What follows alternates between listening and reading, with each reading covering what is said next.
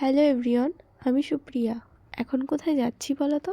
আরে হ্যাঁ, ঠিকই ধরেছো, ঠাকুর দেখতে যাচ্ছি। ভিডিওটা শেয়ার করতে অনেকটাই লেট হলো, আর ঠাকুরটা দেখতেও কিন্তু অনেকটা লেট করেই বেরিয়েছি। মাম্মাম এখনো ভীষণ ছোট, ওকে নিয়ে বেরাতে পারবো না, তাই ওকে ঘুম পাড়িয়ে রেখে তারপরেই বেরালাম। তো বাইকটা একটা জায়গায় রেখে তারপর আমরা মায়ের কাছে যাচ্ছি হেঁটে হেঁটে। তোমরা তো বুঝেই গেছো আমরা কোথায় এসেছি। আমাদের বাড়ি থেকে খুব একটা ডিস্টেন্স নয়, ওই 20 মিনিট মতো লেগেছে আসতে। আমরা তো গুটি গুটি পায়ে মায়ের কাছে চলেই এসেছি। তোমরা কারা কারা এসছো মাকে দর্শন করতে অবশ্যই জানিও। আমার কাছে কিন্তু বাইরে থেকে ভেতরের কাজটাই বেশি ভালো লেগেছে।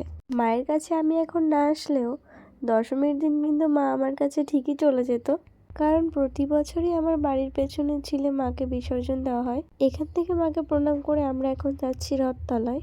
পরের ভিডিওতে বিসর্জনের কিছু মুহূর্ত তোমাদের সাথে শেয়ার করব। তো কর্তাগিন্নি দুজনে গল্প করতে করতে রথতলা পুজো মন্দিরের সামনে আমরা চলে এসেছি।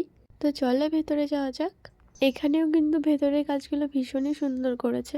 মাকেও দর্শন করে নিয়েছি। এরপরে চলে গেছিলাম আরও একটা পুজো মন্দিরে। এই মন্দিরটাও কিন্তু বেশ ভালো লেগেছে আমার কাছে। এরপর মাকে দর্শন করে নিয়ে আমরা সোজা চলে গেছিলাম বাড়ির দিকে, কারণ এই 3টে মন্দির ঘুরতেই আমাদের 3টে বেজে গেছিল।